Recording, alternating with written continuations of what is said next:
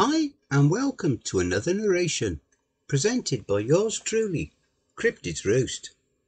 Please be so kind as to throat punch the like button and smack the ass of the subscription button as well. And remember to chokehold that notification bell and then select all. That way you'll receive all notifications each time I upload a new video. And by subscribing, you'll be the first to see all of our new spooky creepypasta stories. Be sure to check out the end screen at the end of the video. This will also direct you to two more videos. One will be the most recent video uploaded, and the other will be a random video from within my catalogue of stories that I have already narrated. So be sure to check those out. I would just like to say a very big thank you to all of the authors that I have worked with, and all the ones I will work with in the future. So, thank you all, my brothers and sisters. And now, let's just take a moment's silence for all the haters. That'll do. If you would like to support the channel and help buy me a coffee, you can donate to my PayPal, cryptidsroost@gmail.com. Why not hashtag cryptidsroost in your comments? So grab your coffee, sit back and enjoy the show. And don't forget, where fear is, happiness is not. The Redhill Brothers, Deceit and Descent, Part 7. This awesome series is written by BrothersRedhill, aka crypticwander, a wonderful author over on Reddit. If you would like to read more of his works, the Reddit link to his profile will be below in the description. Hey folks, it's your lovable buddy, Zach this time. Didn't think I was going to get the chance to write this. Things have kind of gotten a bit intense around here lately. I guess I'll start you off easy with a quick recap of what I've been up to this past month. First things first, gnomes. I was right. Honestly, a bit bummed I haven't had more time to rub that one in Matty's face. I spent some more time in Bob's study reading about the little buggers. Turns out they're not only raging alcoholics, but genius inventors and craftsmen. I solicited the Derwin with 4 handles of wild turkey and one of the biggest dubs I've rolled in my life, and waited by the shed where I had first encountered them. Didn't take long before I heard shuffling from the overgrown grass. In Enos, the duende who strung Matt up emerged with a wide grin. A bit early with your offering, but I'll take it all the same. Actually, I was hoping we could work something out. See, my brother Matt was recently attacked by a weird kitty, and his arm was, removed before we got the chance to save it. A crazy hobo in his undies swallowed it whole. I heard you folk were pretty amazing when it comes to crafting, and was thinking maybe you could whip something up to make him a bit more handy. After a long silence, the gnome burst out to a fit of laughter. His face grew a bright shade of red, and he fell to one knee, struggling for breath. Aye lad, nothing like a good arm punt to start your day off on the right foot, He yelled out, grabbing the neck of a bottle and twisting the cap off with his thumb. I like you lad. Me and the boys will see what we can do. He stashed the other 3 bottles into a burlap sack slung over his shoulder, then put the joint to his lips. With a snap of his fingers, the end of it lit up and he inhaled deeply. A large mushroom cloud of smoke erupted from his mouth, enshrouding his small frame entirely. By the time it had cleared, he was gone. Uncle Bob hadn't been back since before the whole him thing either. No matter how much I smoked, he never appeared. I thought rifling through some of his more personal effects might be enough to stir his presence, but all it got me was a compromising image of Melinda that I'll never unsee. With Serena spending most of her free time with Matt at the hospital, I've had the house mostly to myself, save the occasional visit from Melvin and Sheena. Just me and Captain Bubbles holding down the fort with an odd spirit here or there. With all the spare time on my hands, I tried contacting the mayor. He had also been missing since Matt's arm got devoured by that weirdo in the tights. I was very much looking forward to picking Matt up from the hospital. He was finally getting released. I jumped in the old truck and drove out to get him. I got to the rundown building around noon. The place looked like it had been built around the time the Mayflower landed. A large lobby branched into 2 hallways. The man at the desk was an enthusiastic 20-something-year-old who had developed a strong crush on me since I began visiting Matt. Hey, handsome, he called out to me. Oh, hey, Miko. How's it going? Much better now that you're here. Oh, right. Anywho, just here to pick Matty up. So, have a good one, bud. Oh well, that's just saying. Guess I won't be seeing you anytime soon then. In that case, here. If you decide to get a little adventurous, he said smoothly with a wink as he slipped a piece of paper into my hand. I nervously chuckled and turned down the hall to where Matt was, stuffing the parchment in my pocket. It was still strange seeing Matt missing a limb. All the crazy things we'd gotten into since moving here, and somehow we always managed to come away unscathed. Matty! Man, is it good to see you up and about. Not too bad for a guy who can't scratch his right ass cheek anymore. He stood by the side of his bed, struggling to fold some of his clothes into a suitcase, where I caught a flash of silver. A much shinier than necessary silver tuxedo lay neatly folded inside. Wow! Custom threads even! Ain't you something? I gave him a light pat on the back. The sleeve of his flannel shirt was hemmed shut where his arm abruptly ended. Yeah, they're not too bad. A little tighter than I'd like, but can't beat the price. Serena dropped them off about an hour ago, then rushed back out. Didn't say much about where she was going, just said she'd meet up with us later. She got you one too. Yay for presents! I shouted like a kid on Christmas. I rushed over to the box sitting beside Matt's suitcase. I opened it up to find a dark green tux that sparkled equally excessively. Well, she nailed the colour, that's for sure. I laughed as I pulled it out. What are they for? I think there's some kind of town function coming up at the community centre. Some fancy dancing and music. Serena knows more about it than I do. Hey Matt, I didn't want to worry you with nothing while you were in here recovering, but Uncle Bob hasn't been around since you got here. Matt began fumbling around with the last of his old clothes. You mean you haven't seen him at all? That's really strange. Think it has something to do with the nut job who ate my arm? Dunno, but what with the mayor MIA and Bob missing, there's only one person left I can think of that might know what the hell's going on. I gotta go talk to Eileen. Maybe those Hocus Pocus girls can help us out.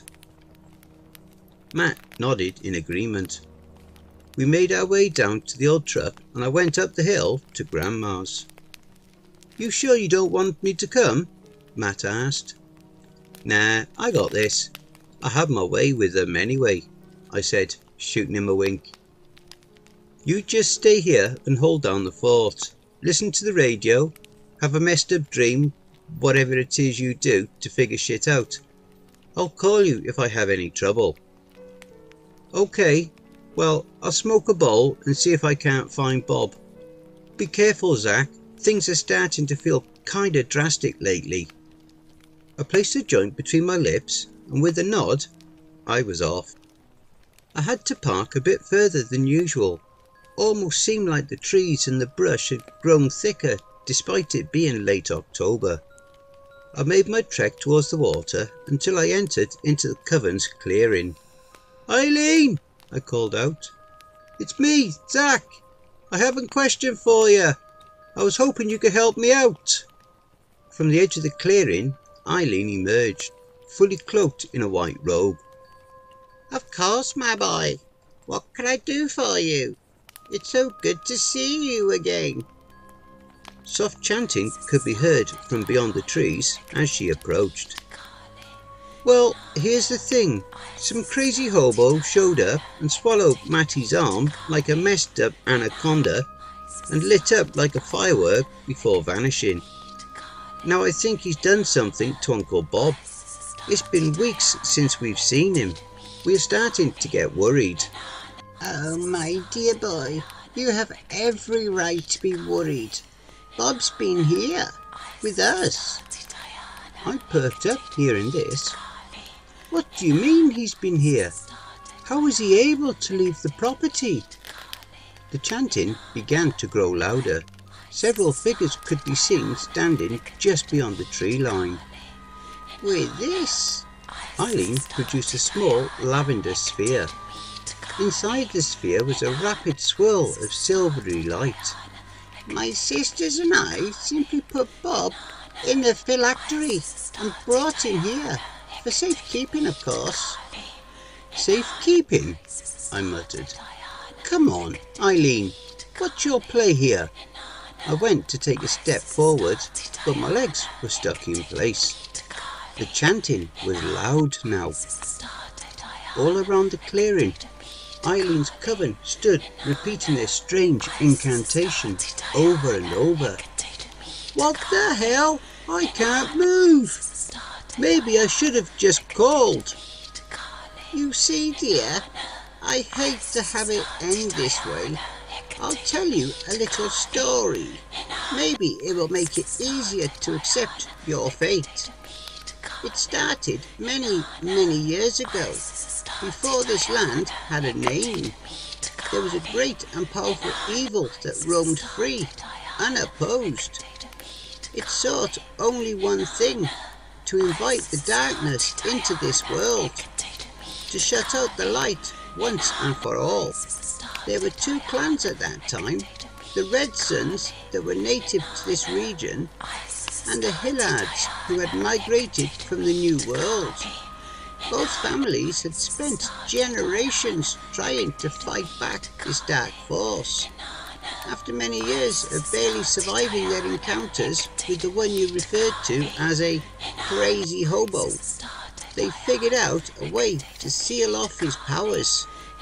Every great act requires sacrifice, and this was no small feat. To lock his powers away, they had to sacrifice their own lives in a blood magic ritual. I stood there, speechless. Over time, he has attempted to regain his power, but there has always been one thing he needed, the blood of a Red Sun. This is only the second time he's had the chance. The first time was about 20 years ago, when your parents came back to town. I knew the only chance he had at reviving was to ingest the blood of your parents, and I could not allow that to happen. I felt my stomach drop and the world began to spin around me. Wait, don't tell me. Are you saying the crash? That was you? A smile slowly formed on Eileen's worn face. Trust me, Zach, it brought no pleasure to me, but it had to be done to keep the beast's powers sealed away. Not only is he a deadly foe, but if he brings back Talbia, it will be the end of everything good that has ever existed. It has to be done again today. I knew without Bob you'd be forced to come here, and there was no better place to set this trap than here, with my sisters, where we are at our full strength. I fought my hardest in order to move, but it was useless. It was like my feet were stuck in concrete. The chanting had become all-consuming. The only thing capable of penetrating the words was Eileen's voice. Everything began to grow dim.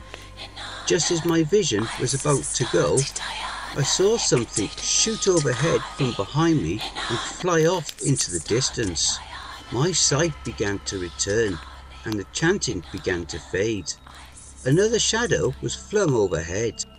I turned my head back to see a giant beast lifting one of the witches up and toss her away like a rag doll. It dropped to all fours and charged Eileen. One of his gnarled horns found itself wedged into her ribcage.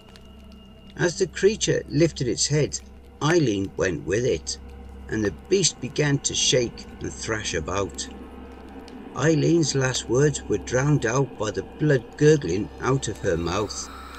After a moment, her body slumped over, still stuck to the monster's horn. The lavender phylactery dropped from her hand and rolled towards my feet. The creature turned and roared out towards me. "Run now, you idiot!" I was in a bit of a shock. Everything had just happened so quick. "Holy shit! It's the mayor! Where have you been?" The mayor shook his head violently and flung the corpse away. "I said run!" The mayor howled as he turned and made his way back from where he came.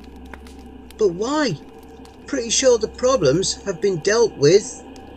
No sooner had I uttered the words than the bodies of the witches began to twitch. The sounds of cracking bones and squelching flesh filled the air. "Okay, yeah, maybe we run." I turned and made after the mayor, thinking how glad I was that I had made Matty stay home. This wasn't his cup of tea, and he certainly didn't need another reason to be grumpy. About 30 yards from the clearing sat an old Volkswagen with the back door open. I jumped into the back and slammed the door shut, and was concerned since I lost sight of Barghast. I looked to the driver's seat only to find the lifeless puppet sitting there. A glowing wisp of smoke entered the car and into the wooden puppet. Suddenly the puppet jumped to life and slammed the pedal to the floorboard. The van made its way through the woods and finally onto the road. I cleared my throat. "Okay, this is a little much. What the hell just happened here?" The puppet cocked his head to the side and spoke. "Well, seems pretty straightforward. Those witches killed your parents to keep him sealed away, and they were about to do the same to you. Whole lot of good it would have done now though. He already got the blood he needed." "Yeah, he kept going for Matty though. I mean, he got me once with his dirty little nails, but it didn't seem to make a difference. What was up with that?" "That is because your blood is more of the Hillard side, Zachary. Him requires the blood of a red son." "What do you mean? We are brothers." "True, but the families in alliance made an arranged marriage so that there would always be a champion force that fought for the golden one. Those champions became the Redhills. Over the generation, the blood thins out until a new heir is born out of necessity, which would be your brother.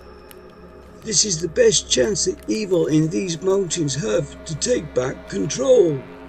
Unsure how to process this, I decided to compartmentalise and tell Barghast about my research. "I've been looking at all the lore I can find on him, and I've figured out where the MacGuffin is. There's a large cavern under the town. Used to be an old mine until too many people went missing, and they closed the place down about 80 years ago. The innermost chamber houses the blade, according to the legends.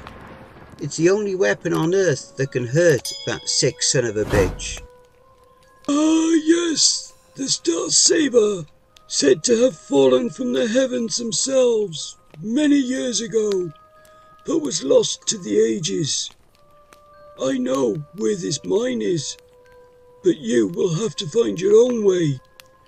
There hasn't been an honest map of the place since it was operational, and even that is subject to scrutiny.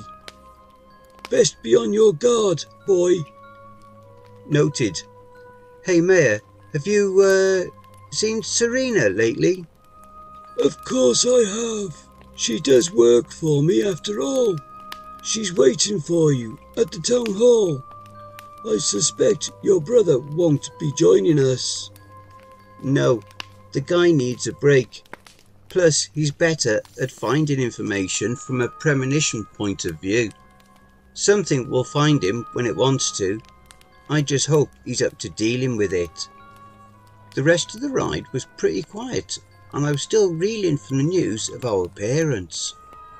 It hadn't been an accident. Eileen had been responsible this whole time. Just how deep did this thing go? We pulled up to his office and the puppet turned to me. All right, Zachary, this is your stop. Good luck out there, and don't leave without the sword.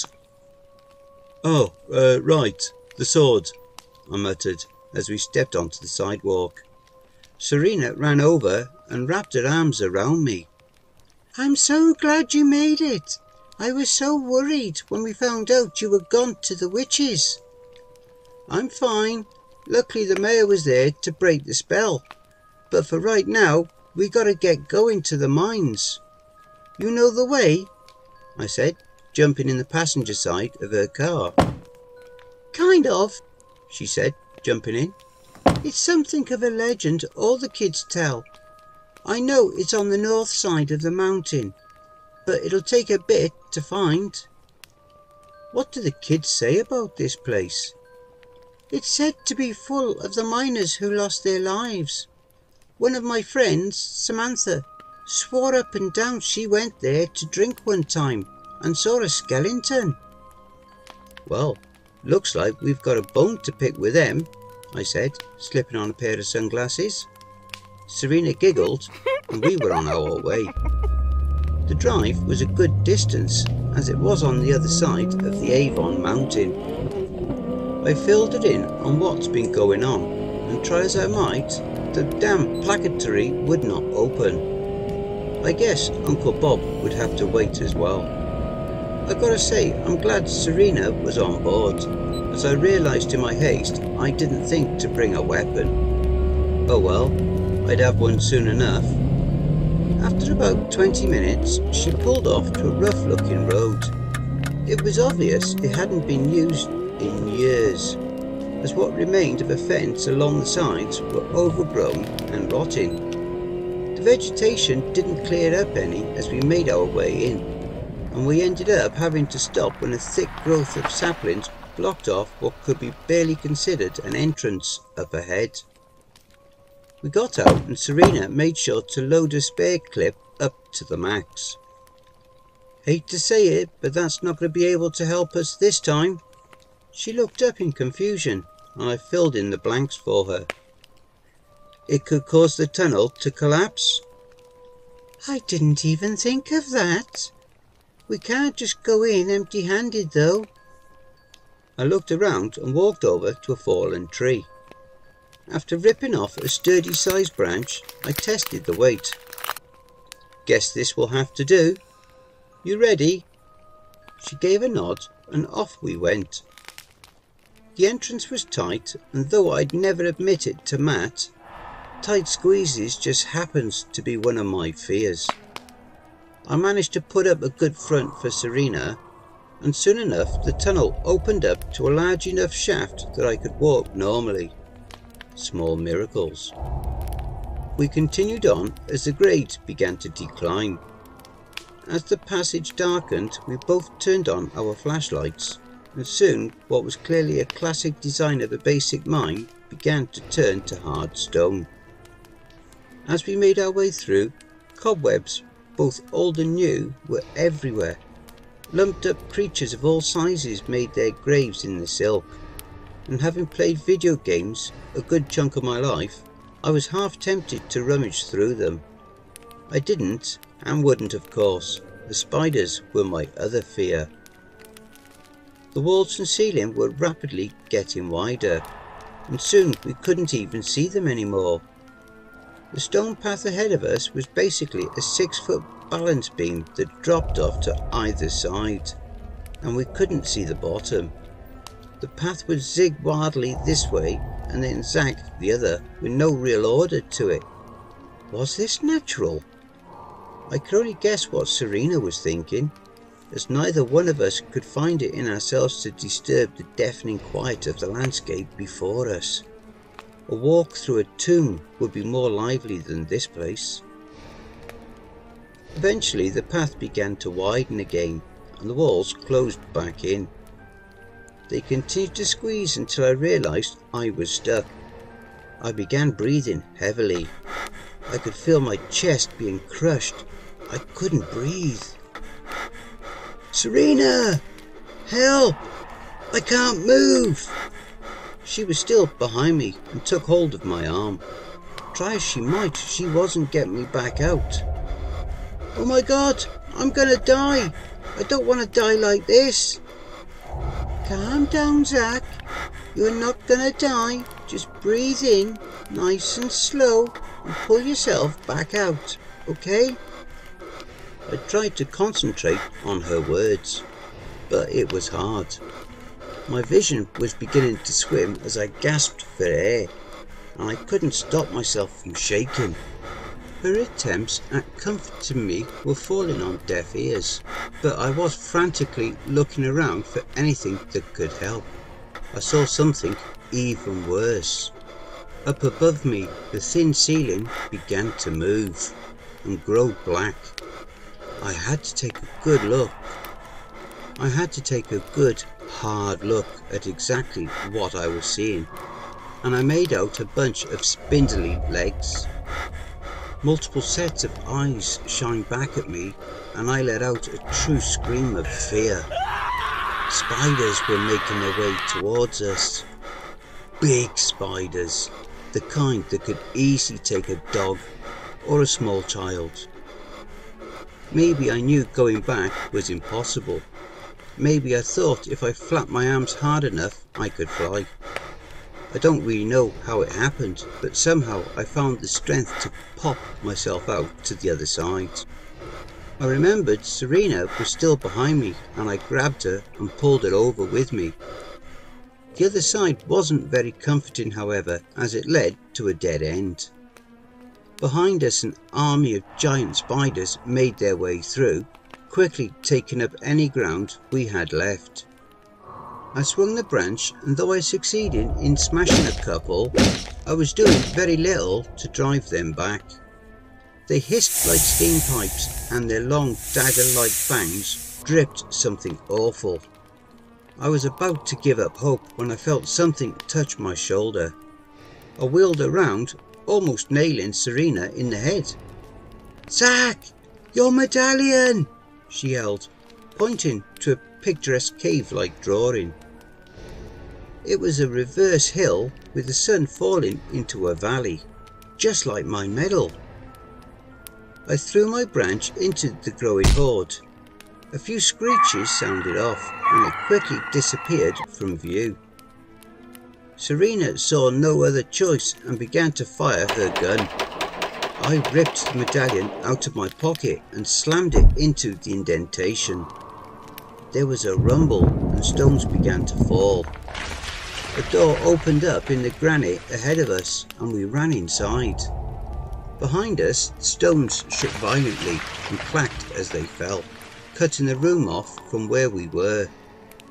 A pust of dust shot through, and all was calm again, aside from us coughing like we were ripping a G-bong. The dust cleared, and ahead of me, sitting upon an old altar of some kind, stood a sword. I pulled it from its ancient resting place, and despite being who knows how old, the long thin blade shone brilliantly in the dim light. I was surprised by how weightless and delicate it felt. No heavier than my hand if it was empty. I felt it tingle in my grip, and it felt so good. Better than any whore I've ever come to know. There was power there, and I wielded it with pride. I grabbed the sheath that sat next to it and placed it inside. After tying it to the belt loop of my jeans, we made our way onward to try and find our way out. The tunnels went on for miles, and I couldn't even be sure any would lead to the outside. They would snake around to dead ends, pools of water, or even just circle around to places where they started. I checked my phone and was shocked to find that it was already 3 o'clock in the morning. Serena leaned against the wall and slumped to the ground. "That's it. I can't go on anymore, Zach," she said as she panted. I was exhausted as well. I sat down on the cold, hard rock and let out a sigh. We're gonna die down here. We're gonna get swallowed up by this damn mountain. And a spider's gonna eat us. We're both gonna die, I yelled. "Don't give up yet. We'll make it somehow," she said with a smile. "Let's just take a rest, try and get some sleep, and take another stab at it in a bit. All right? At least we haven't seen any more spiders." I was going to give her crap for bringing them up, but my brain stopped when I looked up at her. Down the path, over her shoulder, I saw the silhouette of a tall, skinny figure. "Oh shit, I think it's a freaking skeleton," I whispered. The look on her face told me she thought I was joking, so I pulled it over and in front of me. We shined the dying flashlights down the passage. It wasn't a great view, but Serena gasped as her eyes fell upon whatever it was. In turn, it seemed to notice us, and we heard the clack of hard feet against stone rapidly making its way over to us. "Oh shit, Zach, it's coming!" she yelled, moving behind me. Skeletons weren't exactly on my list of fears that I knew of, so I whipped my sword out, held it in front of me towards the abomination, and cocked my head to the side when I got a better look. The creature that came to us stopped about 10 feet from us and did a rigid version of a bow. "Greetings. I am Myuu-23597. It would appear you humans have been misplaced. May I be of assistance?" "It isn't a monster at all. It's a robot!" I yelled, finishing her sentence. Believe it or not, out of me and Matty, I've always been the bigger nerd. Robots and aliens have always been one of my biggest loves as a kid. And though I hadn't thought about them in a long ass time, they clearly still were. "Correction, I am a mechanical being. However, I have organic components as well. You could consider me an android." all right. Well, whatever you are, we are lost.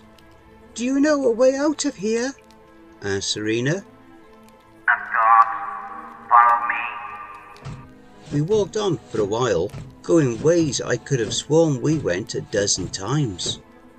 I was thrilled to see more of Mephos's kind as we went through. Some were round and some were square. Mephos was the only one I saw that was shaped like a human.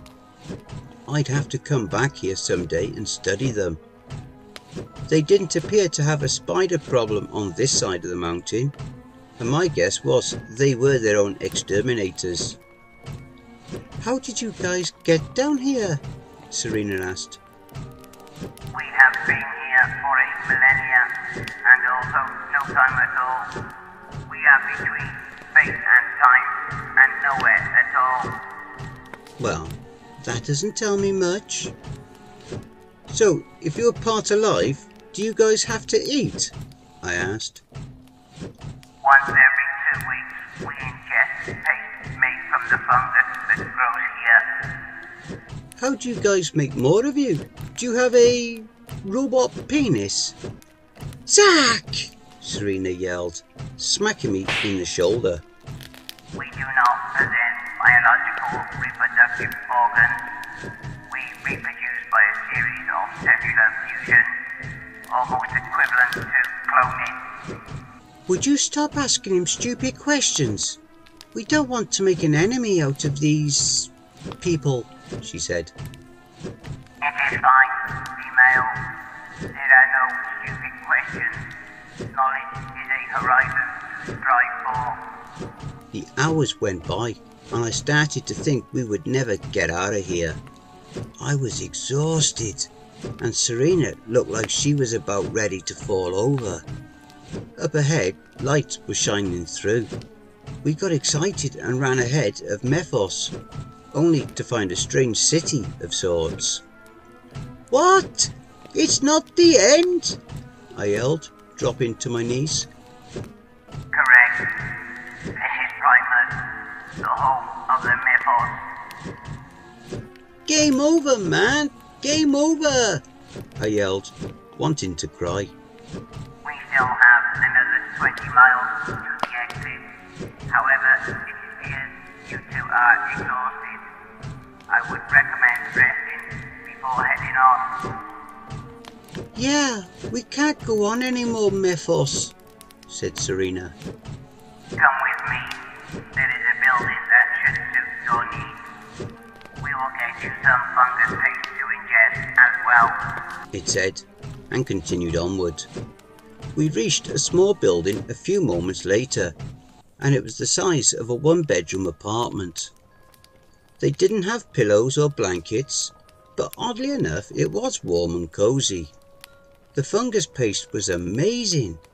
Serena made a face like she might throw up, so I guess she didn't like it, but you bet your ass I had thirds.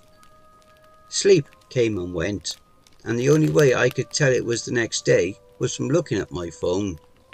It was around 9 o'clock in the morning that we finally popped out of an old hole somewhere on the other side of the mountain. Amazingly, Grandma's house was in view, and I came to accept that there were no real coincidences. We were surprised to find the mayor waiting for us.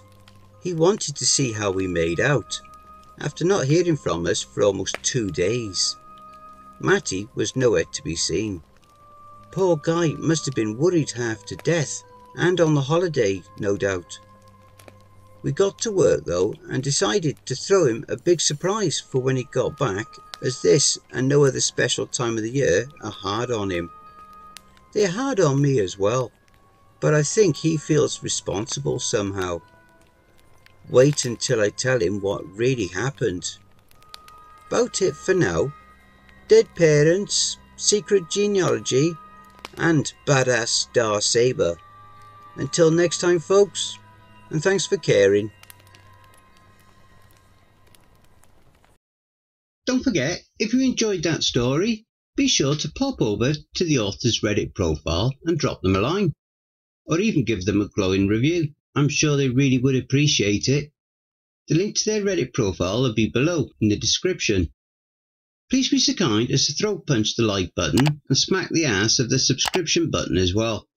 And remember to tap the notification bell and then select all. That way you'll receive all notifications each time I upload a new video. Oh, and don't forget to share the video far and wide. This will all help with YouTube's algorithm and will help to promote this channel more. And don't forget to check out the merch store. The link will be in the description and also in the video thumbnail. And if you would like an honourable mention, send in a snapshot of yourself with your purchase and I'll feature it in one of the videos. I now have my very own subreddit community where you can submit any stories you've written. You can submit your stories or encounters either there or send them to cryptidsroost@gmail.com. If you wish to remain anonymous, that's fine with me. All the links are below. I also have a Facebook group, Twitter, Reddit, and you'll also find me on Discord. If you would like to support this channel and help make it grow, my PayPal is paypal.me/cryptidsroost. Again, that will also be below.